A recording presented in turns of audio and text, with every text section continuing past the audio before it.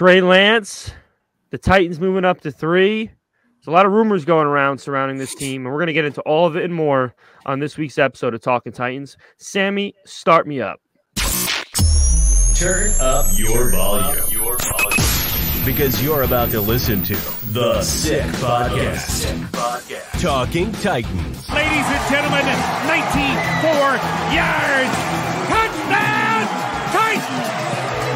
He is the baddest man in the NFL, and he just took her to the house. The sickest Tennessee Titans podcast. Sick! It's gonna be sick. Welcome back, ladies and gentlemen, to another edition of the Sick Podcast, Talking Titans. Appreciate you two covering for me last week while I was on the injured reserve.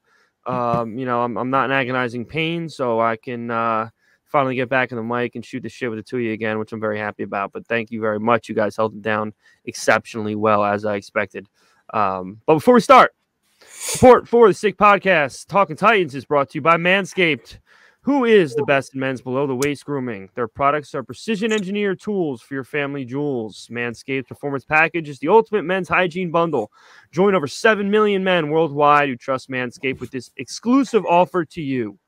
20% off, free worldwide shipping with the code SICKTITANS. That's SICKTITANS, all one word, at manscaped.com. If my math is correct, it's about 14 million balls. And you know what? That's going to be another 2 to add to that list, because now mine are coming out of the box. They've been in a box for a while. They've been owned by one person, and now they are back on the market. So I got to make sure they're looking their best, and I'm going to be using Manscaped to do so. So, Vin, why don't you talk us into the next point of the market?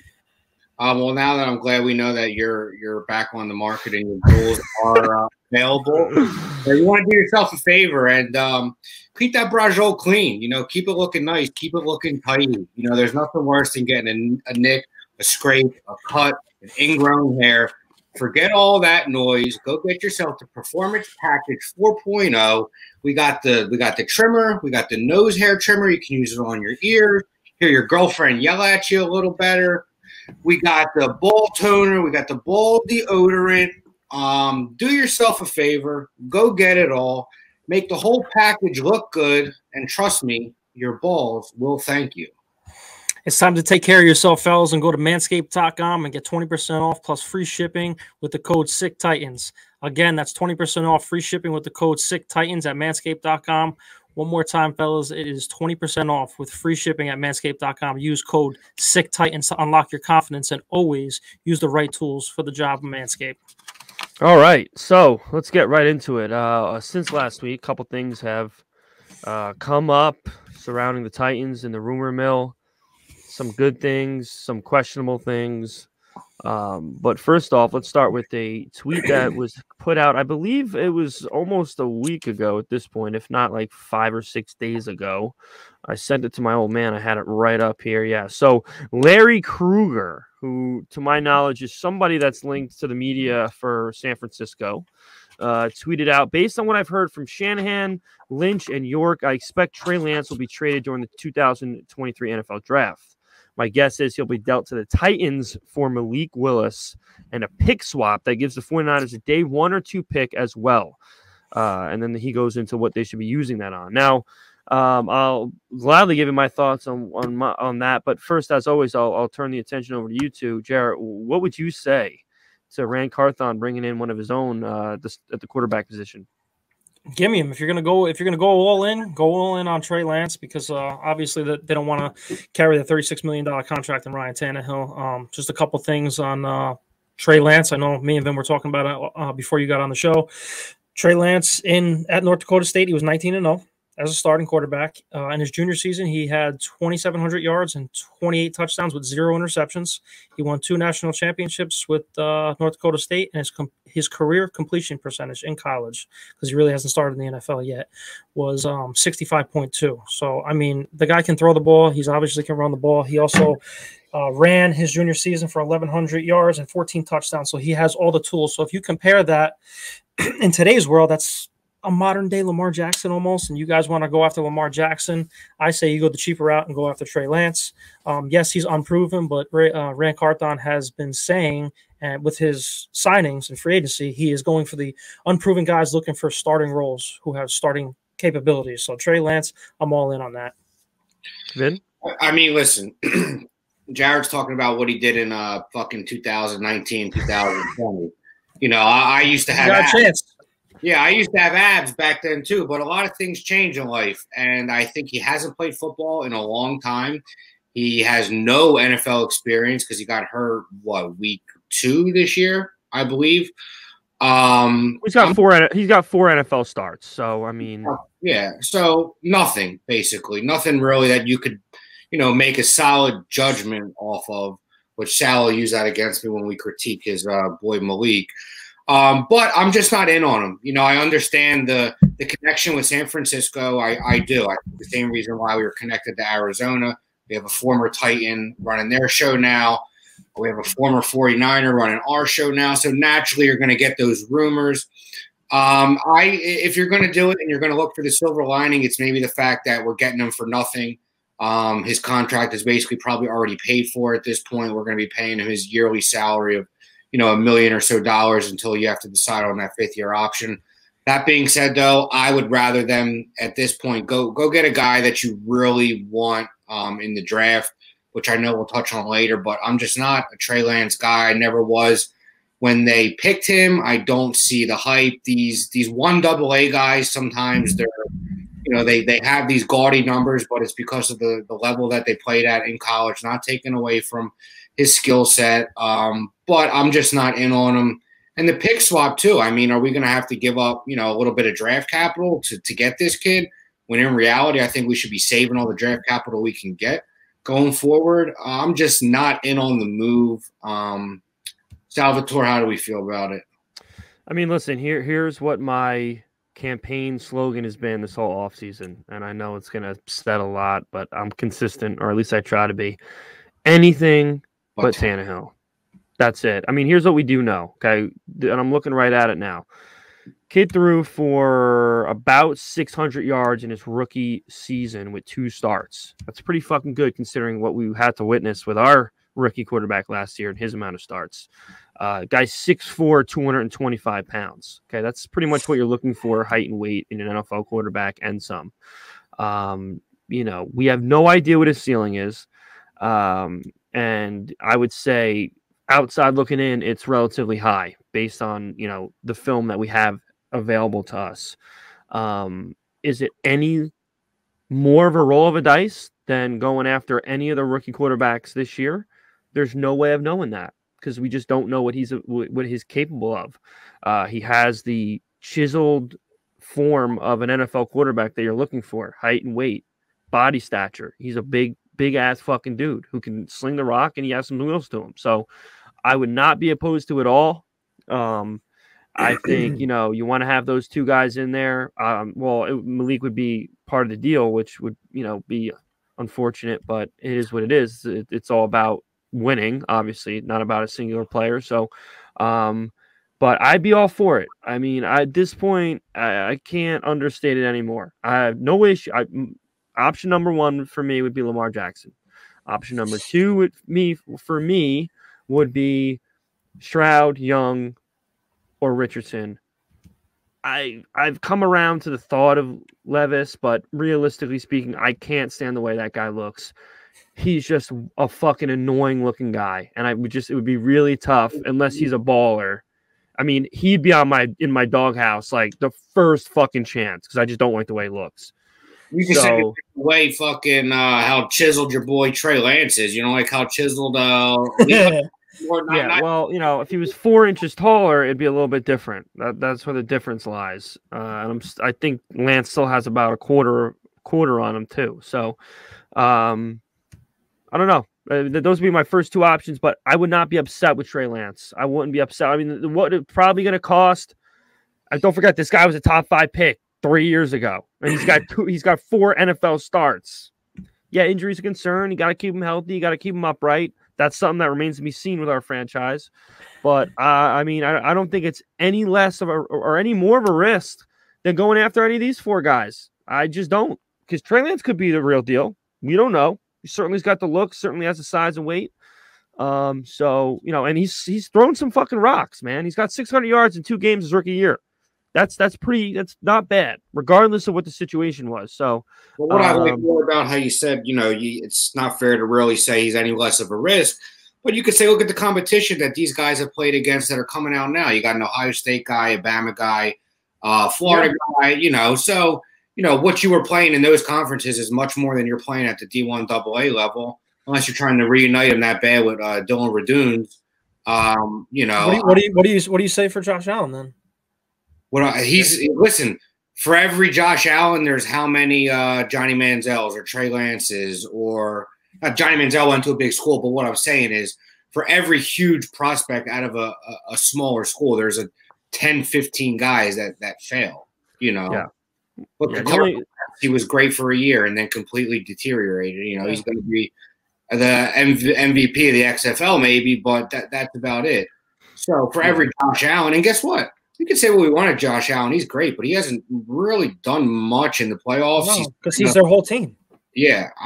So listen, he's great talent. I'm not talking bad about him, but I just, I can't say that he's less of a risk than the guys coming out now. I mean, I'd much rather prefer one of these guys coming out, maybe with the exception of Levy's. I'm not a huge fan of his, but Here's the thing. So I think as far as like cost is concerned, if you're looking to A, get rid of Tannehill's contract, and B, still have some cap space to maybe make a move here and there, it would probably be a really good idea to try to get Trey Lance. You're talking about a pick swap, which would, unfortunately bring us right down to the bottom of the first round, which is not great, but not the worst. You're still getting a first round pick. And maybe like a 4th rounder. I don't know if that's what it does. That's what it really does. You're virtually just swapping a first rounder and you're getting a top 5 pick from 2020. I mean, with basically no understanding of what his ceiling is, a guy that's 6'4", 225 pounds. You could talk about what his ceiling is, what's his floor, though. What are we getting at a minimum? We don't know that either. I know, but again, I'm talking. He had 600 yards in 2 games in his rookie year, so he can throw the football. We know he's got the arm. We know he's a very large, and he's a mobile quarterback, very physically fit mobile quarterback. And if you're not moving up to 3, and you're going to stick at 11, and you want to offload that contract, and you want to go for a quarterback, and Rand obviously knows Lance and his capabilities. If you're going to go after him, you go after him now, and you make that move now, because if he is that guy, you don't have to worry about a quarterback next year. Yeah, and if it's a shit show, then Caleb Williams, 2024. Exactly. That's it. So, listen, the more we talk about it live, I can't believe we just agreed on a quarterback, me and Sal. Dude, it's only 2 guys. It's only fucking Tannehill and Malik. We both love Marcus, right? Oh, love Marcus. I could say that. Yeah, that's it. We both liked Locker, right? We don't disagree on Locker could have stayed healthy. That kid had a shit ton of ability. Unfortunately, he cared more about God than football. So, it is what it is. But bring that out with God when you beat him, because apparently you care more about football. I do, and I will certainly bring that up to him when I get those. Wherever the hell I go, whoever I'm talking to, whether he's blue or red, we'll see. But about 300 years in purgatory. Yeah, that's like fucking 3 seconds in real life, right? Anyway, gotta love whenever there's an opportunity to bring up a Sopranos quote. But I digress. So moving on to the second part of this show, another rumor that's been sworn along, that's been picking up more steam, I would say, the past 24 to 48 hours, is there are reports, people that are close to the organization, that the Titans are heavily involved in talks with the Arizona Cardinals to get that 3rd overall pick. Now, there's a lot to unpack here. Realistically speaking, if Tannehill wasn't making so much goddamn money, it would be a perfect situation, because you can give them some picks in Tannehill, because Kyler Murray, as it stands now, might miss about 7 or 8 weeks this year. So, you're killing 2 birds with 1 stone. You're getting rid of a guy you don't want. You're giving a team that needs a nice place, quarterback to just hold its ground until Kyler returns. And then you're moving up. But, there's no way that I don't think Arizona would ever take on that kind of contract. And then, if Tennessee's still going to pay some of it, it's kind of defeating the purpose. So regardless, let's say we move up to 3. Would you be happy about that? I think I know the answers, but if you two want to elaborate a little bit more on what you would do with that 3rd round pick and who you think you would be available after what would it be? The Colts at 2, right?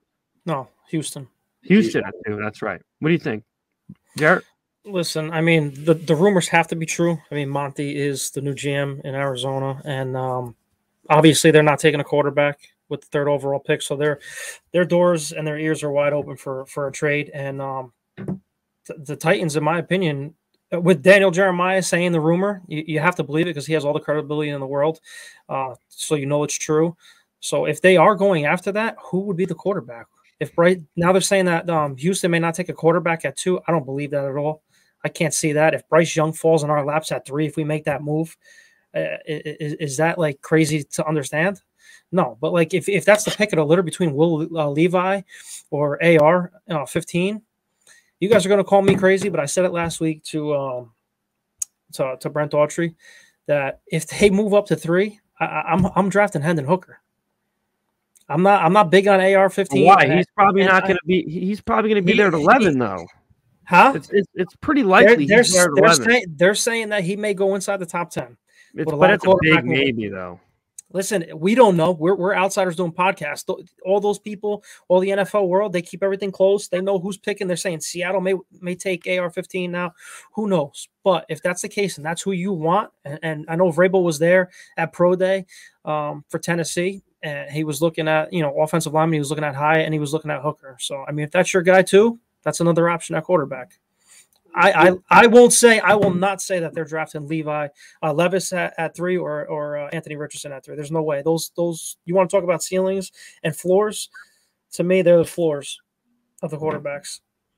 I mean, I'm not a contractor. I don't want to talk about ceilings or floors more than I have to, but I think, like you said, you got a lot of teams talking a lot. I think there's a lot of posturing to be done this time of year when it comes to NFL franchises and playing a bit of poker and making, I brought it up before, we started tonight. Maybe it's a ploy to get, what's his name? Indianapolis, maybe to trade up and get some capital.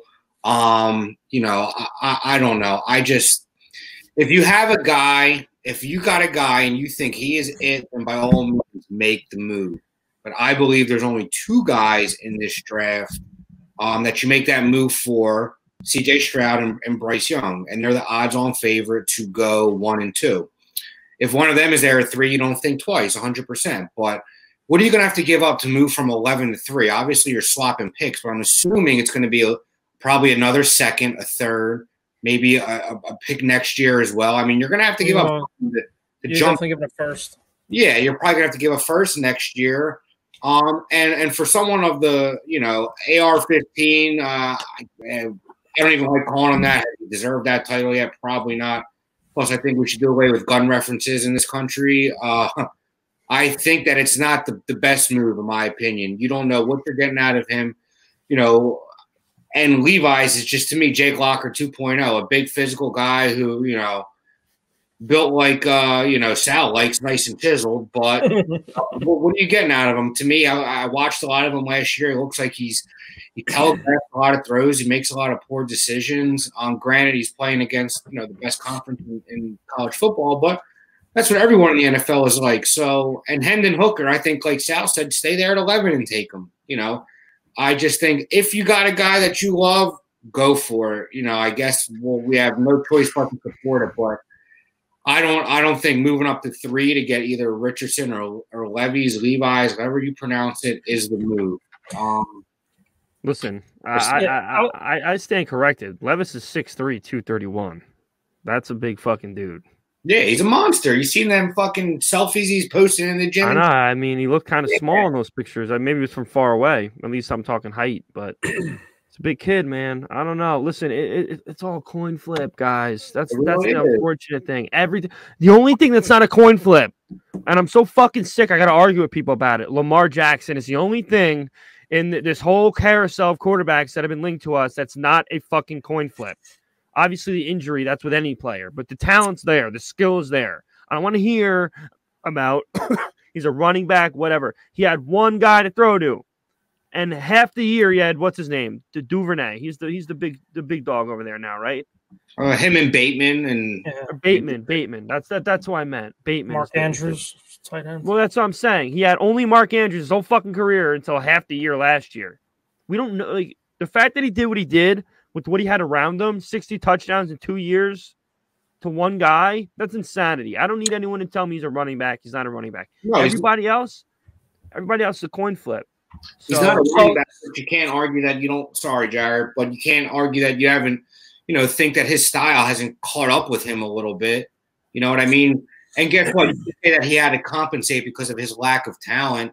But I would say to that, bullshit. That's his style, and that's how he plays no matter who's around him. And I don't doubt his ability to throw the ball. I think he can throw the ball. I just think he looks to run first. And I think as time goes on, his style is going to continue to wear on him. It's going to continue to catch up on him.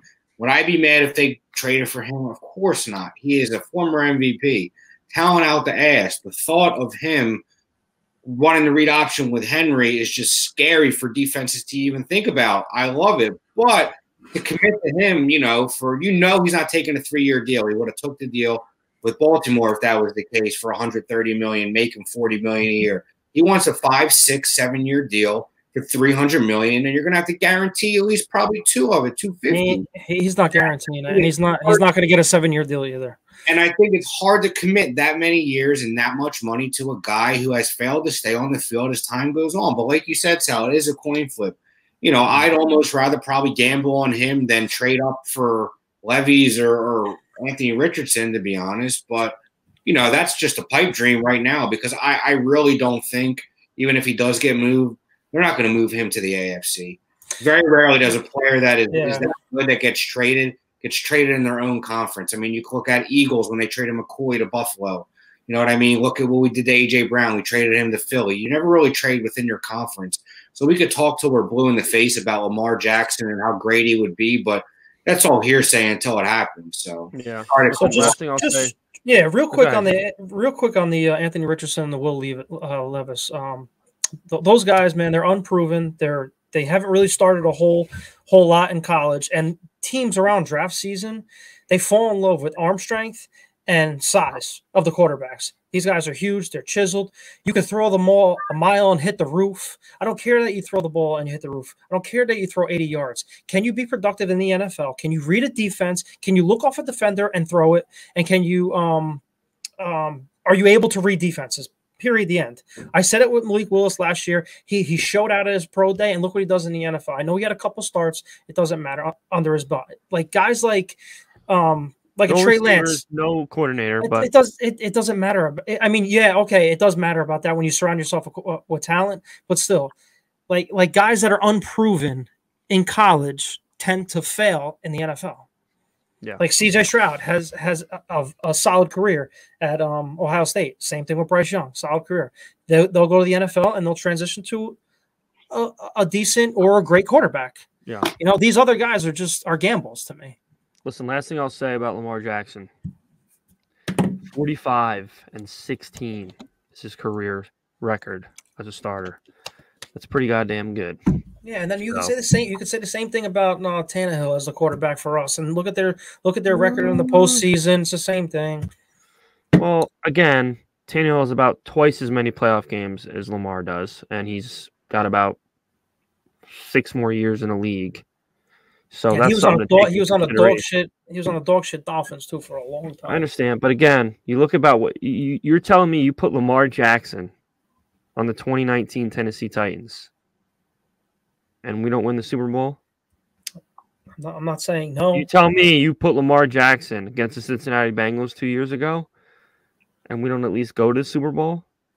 We got to stop doing this to ourselves. No, I'm just saying. But if you're going to compare him, if you're going to counter with the Tannehill's record, when I say Lamar's record, we got to bring these tangibles in there. Like it's a lot. Tannehill had everything he could possibly need, realistically, and he fucking blew it. This guy's doing everything he's doing with Mark Andrews and Marquise Brown, again, up until halfway of last year when he got hurt.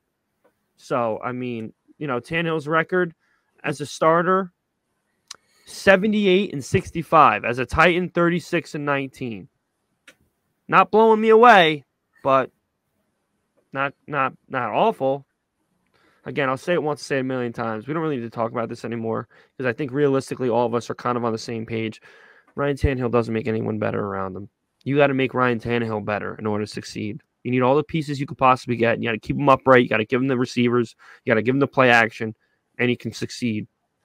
You know, the elite guys, the above-average guys, you throw them in with anyone, and they're at least going to keep you in the game. And we found that out last year, that he couldn't even keep us in the game for the most part because he didn't have the weapons around him. So that's all you need to know. I think a lot of us have, kind of convinced ourselves that he's getting that post June 1 cut, so we saved that $27 million. And but that's if you go after a quarterback. Yeah, sure, and we'll find out. I mean, obviously, 3 weeks from Thursday what the deal is, but we'll know exactly after the draft is over if he's going to be the quarterback next year, and that's a scary thought because the draft's in 2 weeks. But 3 weeks. But at least we're going to have some kind of answer because nothing's been done about the wide receiver position. And I'm telling you right now, if we're really going into this, putting all our chips in the draft for this receiving core, then just fucking wave the white flag, okay? Because it's just an idiotic way to go about it unless you're trying to tank. Then, okay, I get it. You want Caleb Williams next year? Fuck it. Give me NWI, Burks, and whoever the fuck else. But if you really are going to try to come out there and say we're going to be competitive and you're going to put all your eggs in the draft to try to make this core competent, that's just absolutely idiotic. And if that's what Vrabel's going to try to push and Carthon are going to try to push, I'm going to be really pissed off. So they better figure fucking something out, whether it's Hopkins or Odell or – I mean, I know you mentioned Landry the other week. I would not – I mean, he's got to be pissed. That was a joke. I mean, I like Jonas. Loved him out of college. Was a special talent for a handful of years, but I think he's more of a veteran guy you would bring in to mentor a guy like Traylon Burks and maybe get 500 or 600 yards and a few touchdowns out of him. But to play devil's advocate, let's say that we go get a quarterback. What's the rest of that draft look like? I mean, it's got to be all offense. No, it's got to be all offense. Absolutely. Safety is not good in this draft. Linebacker's not good in this draft. Cornerback is pretty deep. But we just made a move. You have to go offense. Tight end is deep as hell. Yeah. Same thing with receiver. So maybe we try and build the offense of the future in this draft. Or a big part of our offense. If we're going to go quarterback, you might as well go O-line. It's deep. You can get one in the second. You might as well go receiver as well. Fuck it. This tight end is deep in this draft too. So. What makes me sick? They go running back high too. Don't be shocked. Yeah, no, not at all. But you know what that makes me sick? There was a report out. I don't know who did it, but they said that the Titans have met extensively with Maryland wide receiver Jacoby Copeland. I think his name. I sent I asked about him because you're the college football guy, and you were like, I don't know. I have no idea who that guy is. All I know is he's a burner. He ran a 4.37. But what are they going to use him as a punt returner or a slot? Like who the hell is that guy? He's probably a come on, seventh round guy. That would be like a John Robinson second round move, and I would throw up. If that was he projected to go? No, I've never heard of him before. Yeah. I want to limb and say he blocks really good. No, not as a speed guy. But I'll say this to give our listeners some optimism. I just have a gut feeling that something really big is going to go down with this team. What it is, I don't know. Whether it's the trade up to 3, which obviously would get everyone very excited. Whether it's a Hopkins trade, which obviously if I had to go on another year with Tannehill, even though it's a complete waste of fucking time, if we got DeAndre Hopkins out there with Burks, I'd have like 1% of hope. Or if it's Judy, that would get me really hyped. Something's going to happen. Has to. Because it's just been too goddamn quiet. And then we'll have plenty of time to dissect how it's going to affect this football team in the coming season. But until then, we just got to keep listening to these goddamn rumors about who's coming, where we're going, and, just try to decipher it the best we can. But before we head out, anything you fellas want to add? Absolutely. Sammy, go ahead. Start us up. Think fast.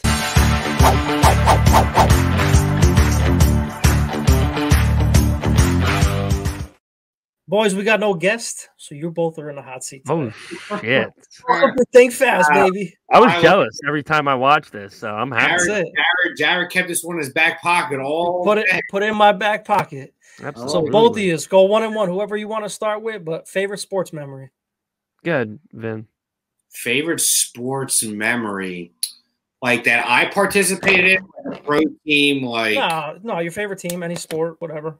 I mean, I'm gonna have to say it was my experience with the Baltimore Ravens game when we went on the run to the AFC title game. We were hot going into that to end that season. I had a great feeling to beat New England, and I told myself if they beat New England, I'm going to Baltimore.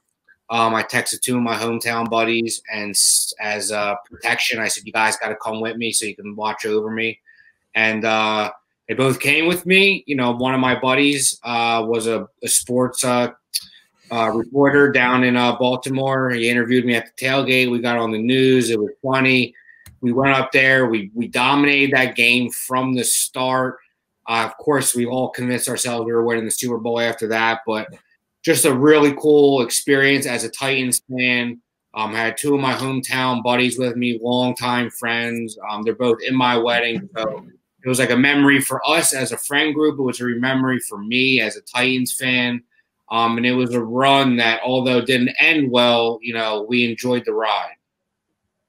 Yeah. So I mean, I could easily say the Baltimore game, but since Vin took that one, I'll definitely go the Marcus playoff game. I remember that vividly, watching that with my dad when he threw that block for Henry to seal the game. It's about as crazy me and my dad have ever went over a game. Then the Baltimore game, we were pretty crazy too, and I have a lot of that on film, which is great. But that Chiefs game was pretty special, especially with the guy that did it, because me and my dad have always been really big Marcus guys. So that would definitely be it for me. If I had to throw my answer in there, it would definitely be the New England game that year, Brady's last game. Oh yeah, I was there. Me and Sal were there. It was a great tailgate. That's right. I forgot. Is that where we met? No, we met. Jets. Actually, Jets. yes. No. Yeah, we met in that game. Yeah, and then I thought it was the Jet game. Well, one of the games. Yeah, whatever. Yeah, I forgot one of the there games too. But yeah, that was ridiculous. That game, the Brady's last game in New England. That was awesome. Bold prediction. I know Sal touched on it a couple minutes ago, but bold prediction that would happen on draft night, whether it be with the Titans or any other bold move that you think would happen. Yep. A bold move on draft night. I think a really bold move would be trading Henry on draft night, where, you know, we basically convinced ourselves at this point he's staying put. I think it'd be a really bold move to move him. Could see it happening still, though. But not that I want it to happen, but I would think that'd be a bold, unexpected move on draft night, especially a year after what happened last year with, AJV. But I think that'd be a bold move this year. Yeah, I'd have to agree, and it wouldn't shock me. You know, Arizona needs a running back. You know, you want to limit how much capital you're giving up draft wise. That'd be a way to do it. You know, maybe instead of 2 first-rounders and picks, you give up 1 and Derrick Henry, and like maybe a 5th round you're throwing there. Yeah, No, it wouldn't surprise me at all. But that's as it pertains to the Titans, I think that would be the boldest thing to prepare for possibility of happening. Is Derrick Henry get moved on draft night? Yeah, and talk about taking a load off your quarterback. Nothing better than having 255-pound monster. Absolutely. Of Kyler Murray, especially after an injury. So definitely would be the boldest move in my opinion. Now, speaking of that, if we do move up to 3, these next quarterbacks on the list would be in play. But Ryan Tannehill, Anthony Richardson, Malik Willis, or Willie Levis? Who's your quarterback next year out of those 4? Who are you taking? I would have to go Anthony Richardson just because, you could see him being such an athletic freak that if the mental part of the game falls into place for him, I think his ceiling is probably the highest. Can't be Tannehill. He's done. He makes too much money. Not a Malik guy. We know that. And Will Levis just to me, scream blocker 2.0. I think Anthony Richardson has the highest ceiling, so that's what I'd roll with. I concur. All right, this one's solely on Vin. So, Vin, how much money did you really lose in Atlantic City this weekend? No, I made like probably 300 or 400, but I gave my fiance some money to gamble with. You know, it was her birthday, but I'm a roulette guy. I play 4 numbers: 9, 16, 27, 30. I hit 9 twice. I hit 20. I hit 16 once. I play $5, $10 a number. So, you know, over the course of the night, I probably won 300 or 400. But, you know, after the night was over, dinner, drinks, giving my fiance some money, you know, I came home about even. But I won some money gambling. You know, when you guys come down here and, you know, we can have a night together. Listen, hopefully we can plan that out very soon. Favorite Italian dish? I'll start with that. Oh, fuck. It's got to be mussels. I could eat honest. I've literally probably eaten at one time about 70, 80 mussels before. In one yeah, pretty close. There was a point in time where I ate a really inhumane amount of mussels. I mean, that's the one. Garlic bread in there too. Well, they were homemade. So actually, that night it might have been. But my dad's fiance makes probably they're better than any mussels I've had at a restaurant, and I say it every time she makes them. So that's got to be my favorite. Absolutely, mussels. I like that question there, Jared. I'm a big veal guy, so if you can get a nice cut of veal over some angel hair, nice veal franchise, light, you know, lemon sauce, sun-dried tomatoes on there. You know, that's my move. Some, you know, maybe some peppers too, but a nice veal over a nice angel hair pasta with a white sauce, man. Gets me every time. You guys know I'm hungry, so we got to hurry up with this question. That's actually pretty funny because I was going to go either veal saltimbocca or chicken saltimbocca as one of my favorites. So yeah. To wrap it up, we talked about dinner. Let's talk about dessert. Your favorite go-to dessert at Grandma's table? Oh, I'm a cheesecake guy. Good piece of cheesecake, a double espresso. Fuck me up, family. Yes, sir. I'm not a big dessert guy, but if I had to pick, I mean, I like those Italian cookies with the red jelly in between them. With the those are good too. Old school shit, right off. Yeah, if I had to pick, I'd probably pick that. Realistically. Yeah. Yep. All right. Jared? Huh? What's up? How about you, Jared? I said I'm down with the cheesecake and espresso. That's all me. Strawberry cheesecake, or a little. You know what else is? You know what's good? The chocolate lava cake with the ice cream. Now the cheesecake, though, it's all about the crust. You know, we could deal with the different kind of cheese you're putting in there, but if the crust is good, I mean, that's just all right. We got to stop now. I'm trying to lose weight. Yeah, I know. Here we are. Hey, that'll be a 20-minute show. 40 minutes later. All right. Listen, guys, as always, if you're watching on YouTube, make sure you subscribe, like, comment, continue to grow. We're moving at a faster pace each and every week. Obviously, any of the podcast platforms do likewise. Share the show with all your Titans fans, friends, and all that. I know I've said it a million times. We got to try to get some fans on here to shoot the shit because you know, we want to be as inclusive as we can with our fan base. So, you know, we've just had so many awesome guests that it's been tough to fit it in, but we will certainly be able to do that soon. And hopefully, you know, maybe next week there'll be something more to talk about other than these fucking rumors that are just making all our brains melt. But as always, tighten up, and Sammy, send me out. And that's a wrap. Hope you don't miss us too much until next time. Follow the Sick Podcast Talking Titans on YouTube, Instagram, Facebook, Google Play, and Apple Podcasts.